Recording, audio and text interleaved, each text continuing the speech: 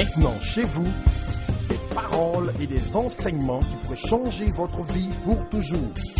Tout ce dont tu as besoin dans ta vie, tu l'as dans la parole. Va dans la parole.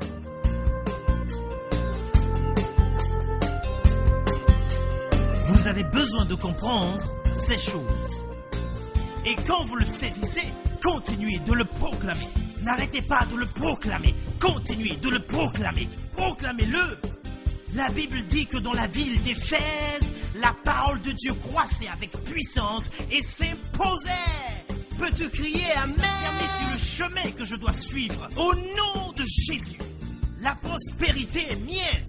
Au nom de Jésus. L'Éternel est mon berger. Je ne manquerai de rien. Il me fait reposer dans de verts pâturages. Il me dirige près des eaux paisibles. Il restaure mon âme. Yeah! Quand je marche dans la vallée de l'ombre de la mort, je ne crains aucun mal. Ta houlette est... Étiez-vous à l'église aujourd'hui? Avez-vous eu un culte merveilleux? Avez-vous appris quelque chose? Combien d'entre vous étaient ici hier? C'est grandiose. Gloire à Dieu.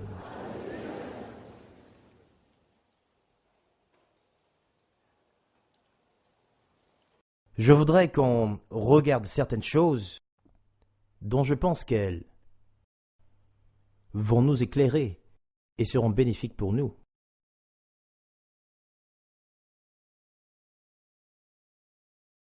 Dans notre marche par la foi,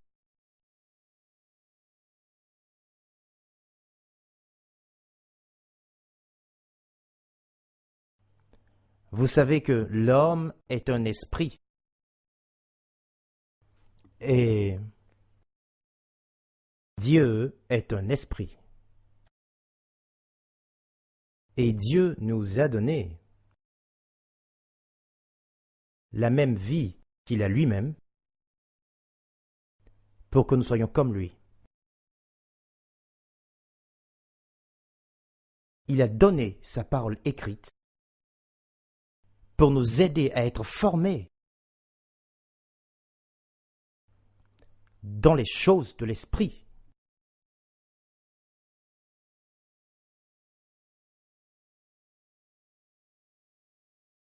Afin que notre vie spirituelle soit parfaite,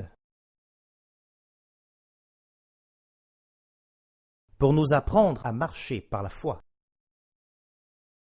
Je vous avais dit, voyez, le programme était différent hier, donc je sais, certains d'entre vous n'étaient pas là, mais j'ai dû expliquer quelque chose au sujet de la foi. Comment la foi est une loi. Et pourquoi on a besoin de foi? Pourquoi la foi est si importante? Alléluia! Bien, vous savez, chaque chrétien, chaque personne née de nouveau a la foi. Vous le savez, n'est-ce pas? Quiconque naît de nouveau a la foi. Certaines personnes disent « Oh Dieu, si seulement j'avais la foi !» Mais vous l'avez.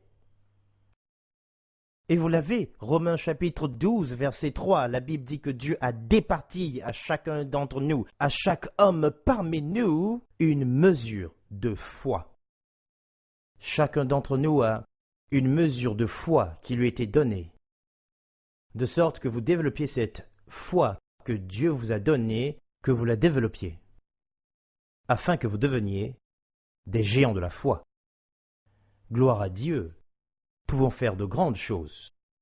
Tu abandonnes les petites choses que tu fais, la petite foi que tu as, et tu peux faire de grandes choses. Alléluia! Dieu veut que chacun de nous dans la vie soit un champion. C'est un fait de la vie que chacun de nous soit un champion. Il nous a mis ici pour cela. Il ne veut que personne ne soit pauvre et que personne ne soit malade.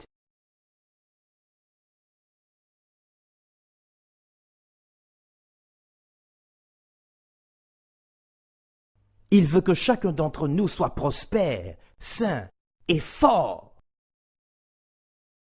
et ait du succès. Et il le faut bien, c'est important. C'est l'idée de Dieu, oui, l'idée de Dieu.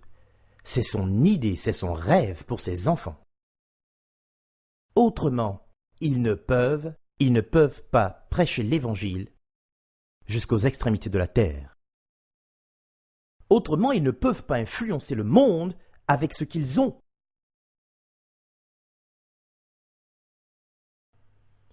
Alléluia! Oh, très cher, très cher.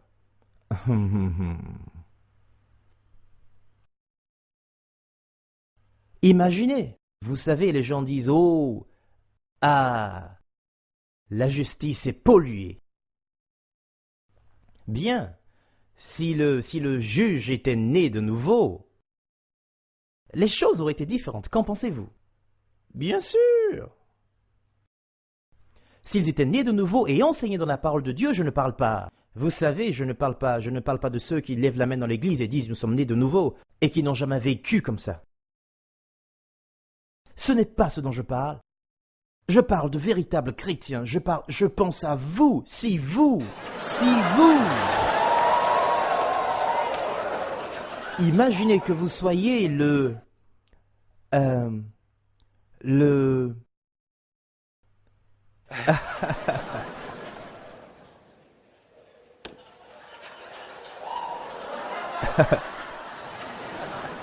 Wow.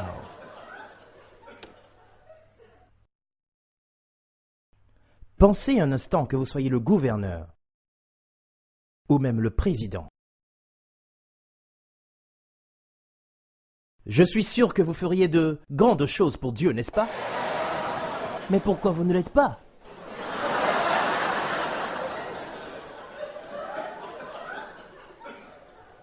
Vous le pouvez et vous devez apprendre à rêver à le devenir.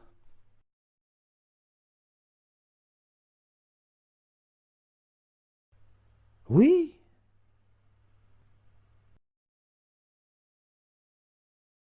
Pourquoi, selon vous, Dieu veut votre bien-être?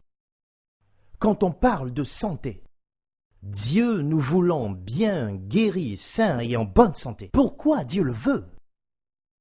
Pour être bien et rester à la maison? Non, pour influencer le monde.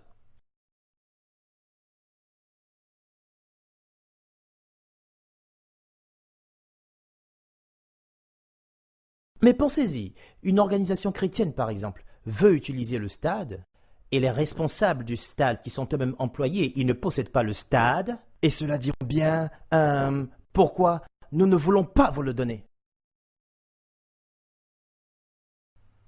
Ou vous allez au restaurant et vous dites que vous voulez faire une rencontre dans ce restaurant et cela aux heures closes et on vous répond pas question. Là, vous vous sentez mal et vous partez. Mais si vous possédiez le lieu, il n'aurait pas parlé comme ça.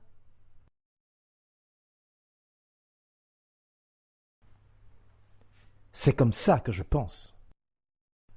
Est-ce que vous me suivez? C'est comme ça que je pense. Et je veux que vous pensiez de cette façon. Pensez grand. Pensez différemment. Pensez à posséder.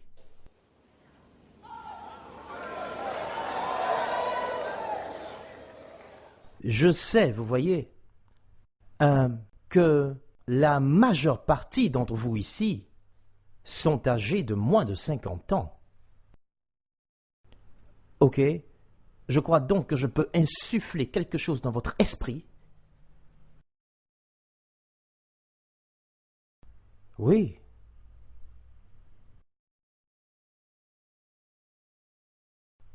Pour apprendre à devenir des possédants.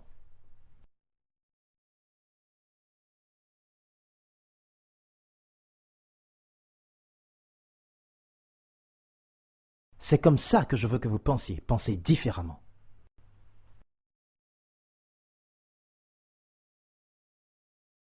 Vous savez, chaque fois que je pense aux églises qui cherchent des lieux de culte, j'y pense, je me souviens il y a des années quand j'étais dans cette situation, conduisant dans les rues, dans toutes les rues de Lagos, oh bonté divine, dans toutes les rues, je cherchais un lieu pour faire le culte. Ça m'a révolté. Même ces soi-disant chrétiens, propriétaires de bâtiments, refusaient de donner leurs bâtiments aux églises. Certains le refusaient. Pourquoi? Je sais pourquoi. Ils n'ont pas été bien enseignés. Dans la parole, ils n'étaient pas fondés dans les choses de Dieu. C'est la raison. Et je ne leur en veux pas. C'est tout ce qu'ils savaient.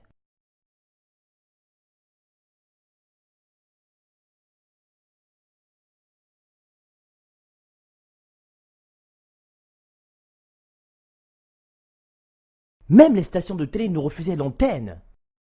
La seule raison pour laquelle ils ont donné l'antenne aux chrétiens, c'est parce qu'ils étaient fauchés. Oui, et ils ne pouvaient pas refuser l'argent des chrétiens. C'est la seule raison, c'est pour cela. Quand ils sont fauchés, les chrétiens peuvent passer.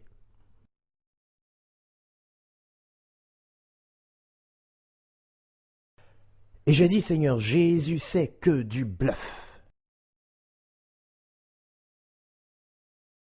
C'est ainsi que je pense.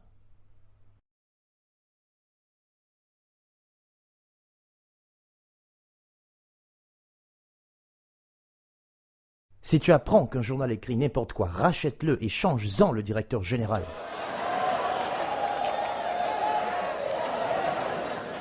Et il ne pourra écrire que ce que tu veux. C'est tout.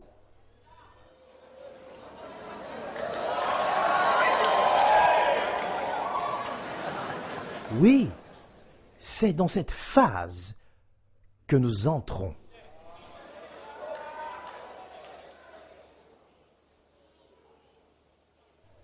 C'est cette phase.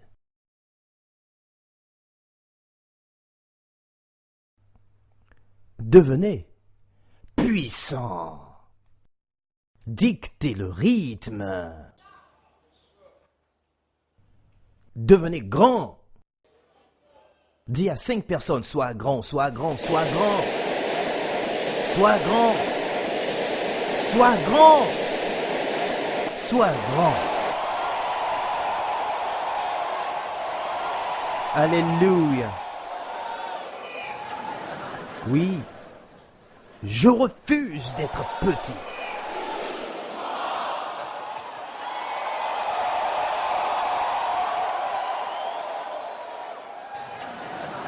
Vous voyez, la parole de Dieu que je partage avec vous va faire de vous un champion.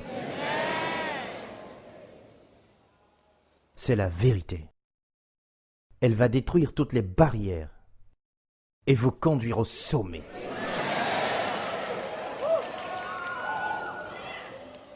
Amen. Vous savez, oh très cher,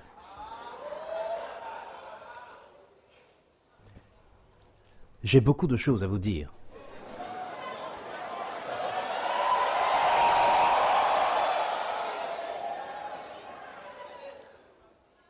Vous savez que parfois dans la vie, on fait des confusions. Il y a des gens qui croient juste parce qu'ils ont probablement expérimenté quelque chose ou fait des lectures isolées. Par exemple, les gens pensent que si quelque chose de mauvais vous arrive, c'est que peut-être vous n'êtes pas dans la volonté de Dieu. Si vous avez des ennemis, peut-être que Dieu n'est pas avec vous. Par exemple, la Bible dit dans le livre de Proverbes, chapitre 16, je crois. Allons-y à la page de Proverbes, chapitre 16, verset 7. Lisez pour moi, s'il vous plaît.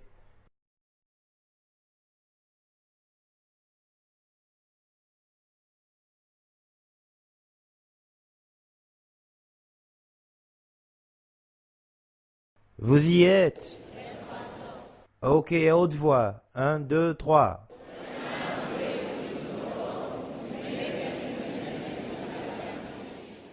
Ok, vous voyez, c'est bien. La Bible dit que lorsque Dieu approuve les voies d'un homme, il dispose même ses ennemis favorablement à son égard. Ok?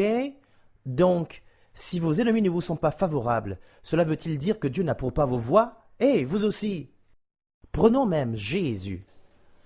Ses ennemis ne lui étaient jamais favorables. Qui peut me dire que ses voies ne plaisaient pas à Dieu? Et même Paul, emprisonné à plusieurs reprises. Ses ennemis ne lui étaient jamais favorables.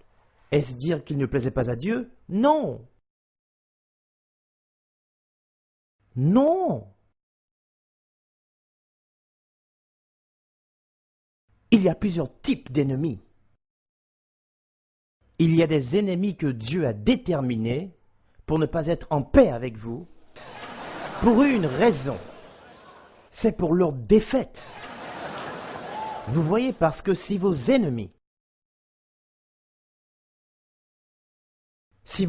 font la paix avec vous, Dieu n'a pas d'autre choix que de les bénir.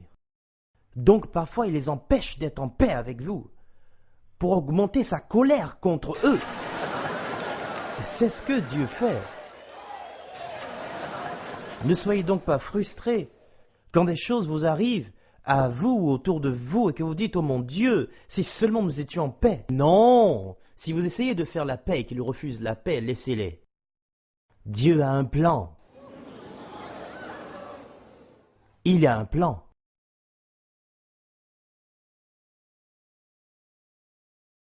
Il y a des années, Dieu m'a dit quelque chose, il a dit « T'en fais pas ». Il a dit « Partout où on essaiera de t'humilier, je vais t'élever doublement ».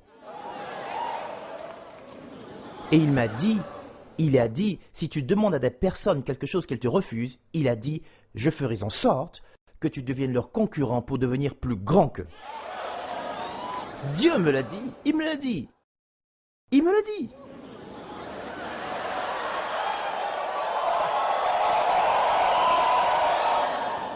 C'est ce que Dieu m'a dit. Et les choses se sont toujours passées ainsi.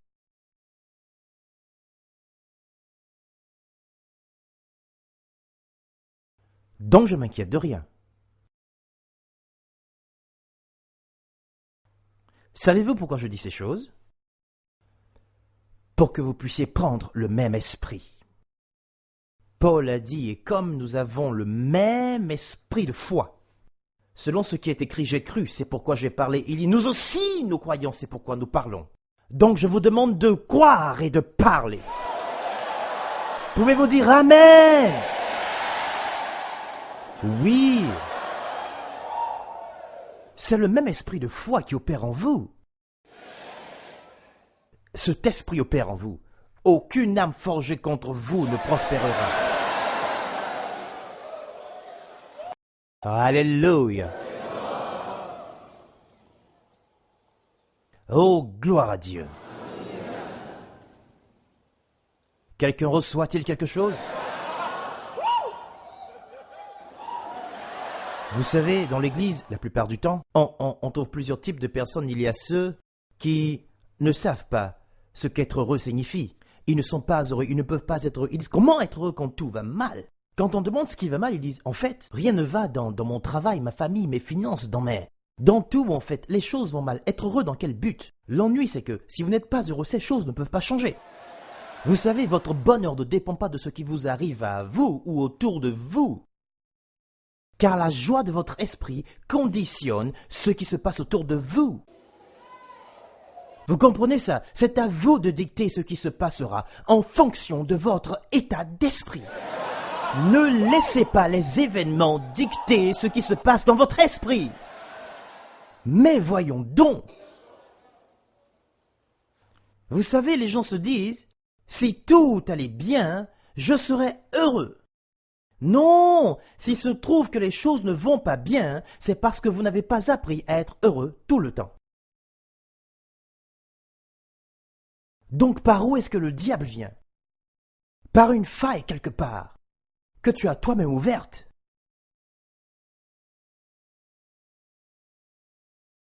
Au moindre problème, tu autorises la tristesse à prendre le contrôle de ta pensée. Et donc, sans même le savoir, ton état d'esprit a ouvert une large voie au diable. Et après lui avoir donné accès, tu dis, si les choses changent, alors je vais changer. Non, tu changes d'abord. Change d'abord. Change d'abord de l'intérieur. Et les choses alentour changeront. Vous savez, écoutez, certains d'entre vous ici semblent plus vieux, même si je ne mentionne pas votre nom. Juste certains d'entre vous, mais la plupart ici paraissent plus jeunes que... Vous savez, il y a certains d'entre vous, vous faites plus vieux que votre âge véritable. Savez-vous pourquoi certaines personnes disent « Il y a un problème? Et est-ce que je ressemble à quelqu'un chez qui il y a un problème ?»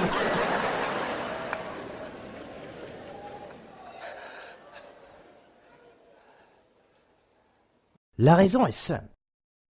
Vous transportez des inquiétudes,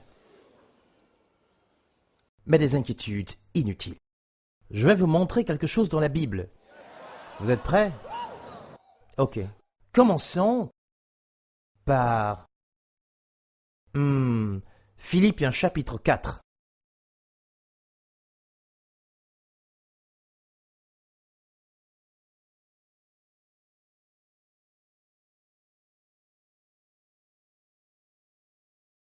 C'est un passage simple. Êtes-vous à Philippiens chapitre 4? Ok, lisons le verset 6.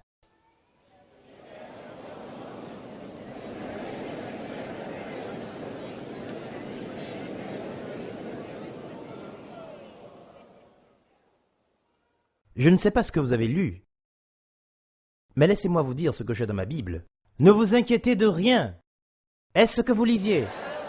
Ok, j'ai cru entendre autre chose. Ne vous inquiétez de rien. Une autre version dit « Ne vous souciez de rien ». Une autre version dit « N'ayez pas de soucis pour quoi que ce soit ». Ne vous souciez pas de quoi que ce soit. Ne vous souciez de rien. C'est la parole de Dieu. Écoutez. Les chrétiens sont des pratiquants de la parole. Ok? Nous pratiquons la parole. Nous n'obéissons pas à la parole, nous la pratiquons. Nous appliquons la parole. Quand la Bible dit « ne vous inquiétez de rien », j'adopte automatiquement un changement de position. Je change mon attitude. Dès lors, je refuse de m'inquiéter. L'inquiétude que j'avais auparavant, je la refuse désormais. Je ne suis plus inquiet. Il dit « ne vous souciez de rien ». Donc, si vous continuez de vous inquiéter, vous court-circuitez le flot de la puissance de Dieu dans votre vie. Vous voyez?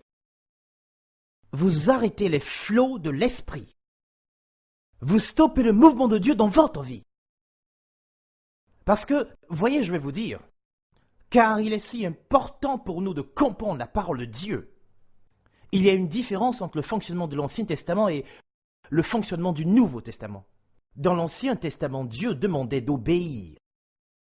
Donc, si Dieu avait dit dans l'Ancien Testament, « Ne vous inquiétez de rien », donc l'homme aurait dit, « Ok, Dieu a dit, ne vous inquiétez de rien, donc, ok, je ne m'inquiéterai de rien. » Il dit de ne s'inquiéter de rien, « Ok, je ne m'inquiète pas. » Ok, donc, « Ok, je ne m'inquiète pas. » Mais qu'est-ce qu'il essaie de faire là? Il essaie d'obéir. Dans le Nouveau Testament, il n'en est pas de même. Et c'est quelque chose que beaucoup de gens ne comprennent pas. Dieu ne vous demande pas d'obéir ici. Quand il dit « ne vous inquiétez de rien », il vous donne une image de ce à quoi vous êtes censé ressembler.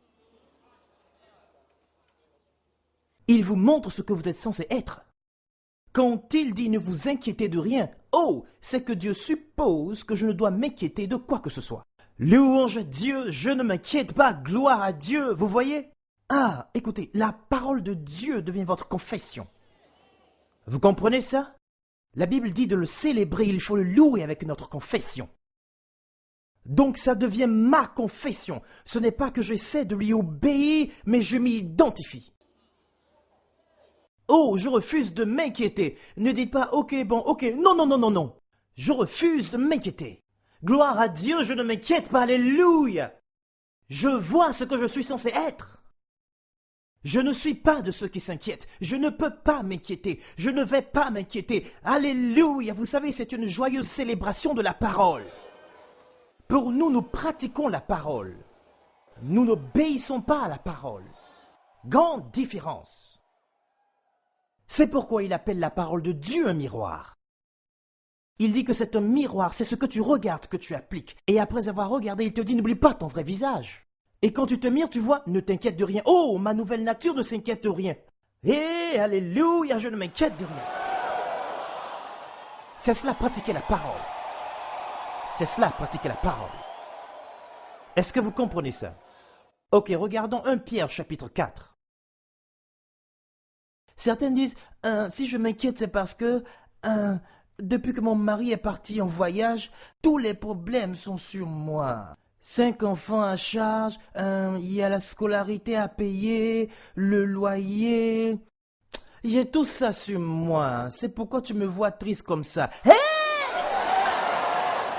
Qu'est-ce que tu fais là? Tu creuses ta propre tombe. Évitez ça. Tout ça paraît vrai. Oui, je suis d'accord.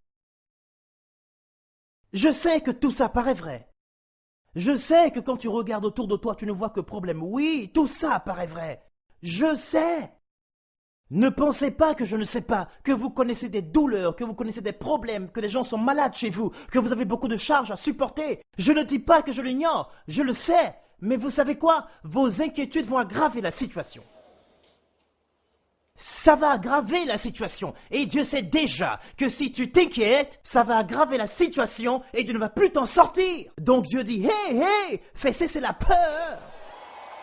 Arrête de t'inquiéter. Il y a bien mieux à faire. Et on va le lire à présent. 1 Pierre chapitre 4.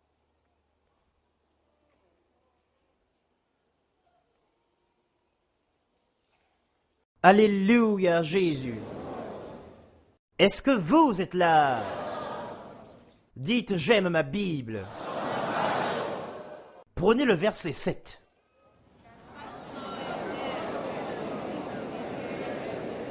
Voyez-vous cela? Déchargez-vous sur lui. Déchargez-vous de tout. Il dit, déchargez-vous sur lui de tous vos soucis. Pourquoi? Parce qu'il prend soin de vous.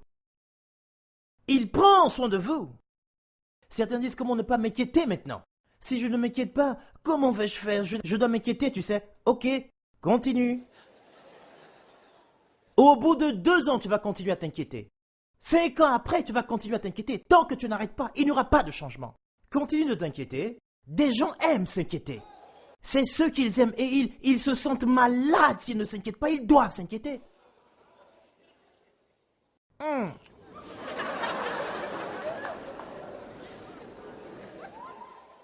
Ils ne peuvent pas ne pas s'inquiéter. Ils doivent s'inquiéter. Si tu es content auprès de laisse-moi en paix. Toujours content, hein?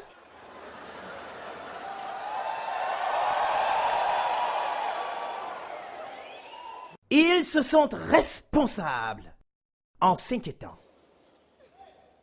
Comment peut-on mener une telle vie? Ils pensent que si vous êtes heureux tout le temps, vous êtes irresponsable. Pour eux, vous ne prenez pas la vie au sérieux.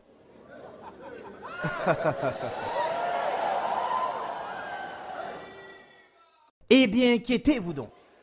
Les choses ne changent pas de la sorte. Vous n'êtes pas plus sage que Dieu. Et est-ce qu'on sait un peu de quel Dieu il s'agit? Dieu dit, il dit à un homme qui ne peut pas marcher, lève-toi. Vous suivez? Maintenant, écoutez le spécialiste de l'inquiétude. Comment se lever? De grâce, tu sais qu'il ne peut pas marcher, il ne peut pas se lever. Vous voyez? Mais Dieu dit, lève-toi à un homme qui ne peut pas marcher. Voilà comment Dieu parle. Si cet homme ne se lève pas, il ne sera pas guéri. Il doit se lever. Vous voyez ça? Il en est de même pour celui qui s'inquiète, ne t'inquiète de rien. Et l'objet de son inquiétude va commencer à changer. Vous voyez, je vais vous montrer le principe dans un moment. C'est très important. Dès que vous le découvrez, vous commencez à l'utiliser. Et là, il dit, déchargez-vous sur lui de tous vos soucis, car il prend soin de vous. Vous n'avez pas besoin de prendre soin de vous, il le fait déjà. Dieu est plus sage que vous. C'est lui qui prend soin. Donc déchargez-vous de vos soucis sur lui et laissez vos soucis entre ses mains afin qu'il s'en charge. Et dites, Père, c'est tout à toi, gloire à Dieu, je suis libre des inquiétudes. Je suis préoccupé à cause de mon oncle qui me fait de la peine, mon oncle. Oh, mon oncle, oh, comment vais-je faire, oh. Ok, continue. Mais après tes pleurs et tes inquiétudes, la situation reste la même. Voulez-vous un changement? C'est ce qui est important, voulez-vous un changement? Regardez Jésus, il est venu vers un homme, oh j'aime cette histoire, il est allé vers un homme à la piscine de Bethesda. Et là, voyez, la Bible dit qu'il y avait une multitude de gens impotents. Dans ce lieu, aveugles, malades et mutilés, c'était un rendez-vous des malades de l'humanité. C'est ceux-là que Jésus a rencontrés, c'était terrible. Et quand Jésus est arrivé, je veux que vous voyez quelque chose qui est remarquable. Jésus respirait toujours la santé, Jésus était sain, Jésus était fort, Jésus ressemblait à un homme, ok, et non à une femme, ni à un garçon, c'était un homme adulte, et il est venu vers cet homme et lui a dit, « Veux-tu être guéri ?»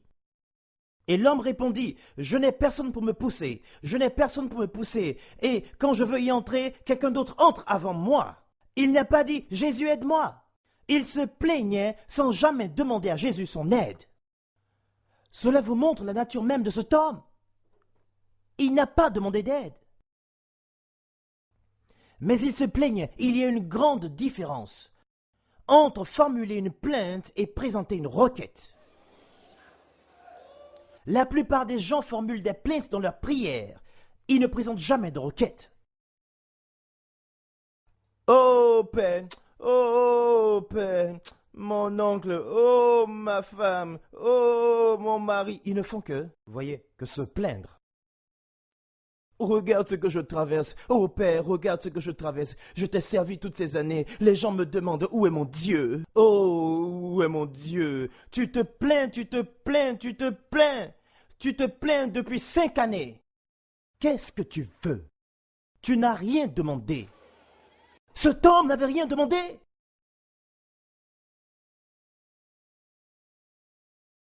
Jésus l'a aidé, vous savez, Dieu est compatissant. Jésus l'a aidé. Il a dit, maintenant, prends tes affaires et va chez toi. Gloire à Dieu, l'homme ne savait même pas qui Jésus était. Imaginez qu'il ne connaissait même pas Jésus. Il n'avait jamais entendu parler de lui auparavant. Il a pris ses affaires, se leva et fut guéri. Waouh! Et ainsi l'homme quitta le lieu. Imaginez que cet homme ait continué à se plaindre. Toi, tu penses que je n'ai rien à faire ici? La Bible dit que cet homme, et écoutez, cet homme, voyez pourquoi j'étais préoccupé par cette histoire, c'est que je cherchais, comme dans le programme où j'ai posé la question, pourquoi beaucoup de personnes tombent malades? Ok, et nous avons essayé d'y répondre. Maintenant, j'ai cherché pourquoi certaines personnes souffrent pendant longtemps. La souffrance de certaines personnes se prolonge pendant très longtemps. Certains souffrent pendant 2 semaines et les choses changent. D'autres pendant 3 mois et les choses changent. D'autres pendant 2 ans et les choses changent. Mais pour d'autres, ils souffrent durant 15 ans, 20 ans. Et ils continuent de souffrir. Si on demande pendant combien de temps, ils diront 15 ans, ils diront 20 ans. Comment un homme peut-il souffrir pendant si longtemps? Donc j'ai recherché l'histoire d'hommes et de femmes qui ont souffert pendant longtemps. Je voulais savoir pourquoi leur souffrance était si longue. Qu'est-ce qui était responsable de la longévité de leur souffrance? Ce que j'ai trouvé m'a étonné. Cet homme, par exemple, dont je viens de vous parler, a souffert pendant 38 longues années. 38 longues années de maladie. 38 ans. Les membres de sa famille ont fini par l'abandonner. C'est pourquoi il n'avait personne pour le pousser dans l'eau. Tout le monde a fini par l'abandonner. 38 années. La Bible dit que Jésus, sachant qu'il était déjà là depuis longtemps, lui a dit, veux-tu être guéri? Mais quelle question! Il n'a pas dit oui. Lisez la Bible, il n'a pas dit oui. Il dit, quand je veux rentrer dans l'eau, il n'y a personne pour m'aider. Quelqu'un d'autre entre avant moi. Il était amer. Il était amer. Personne pour m'aider. Tu vois ma situation? Tout le monde m'a abandonné. Personne pour m'aider. C'est pourquoi je suis ici. Jésus aurait pu dire, ok. D'accord, ok, bye. Ce qu'il voulait, c'était la sympathie. Oh, personne pour t'aider? Ok. Il n'a pas dit aide-moi. Il n'a pas dit peux-tu m'aider? Attends avec moi? Non. Pas de requête. Rien que des plaintes. Jésus aurait pu partir. Mais il a eu compassion de cet homme. Il dit lève-toi. Déchargez-vous sur lui de tous vos fardeaux, car il prend soin de vous. Il est temps de laisser tomber les fardeaux, les soucis. C'est le temps. Souvenez-vous de ce passage dans Romains chapitre 5, verset 17, où il dit « Ceux qui reçoivent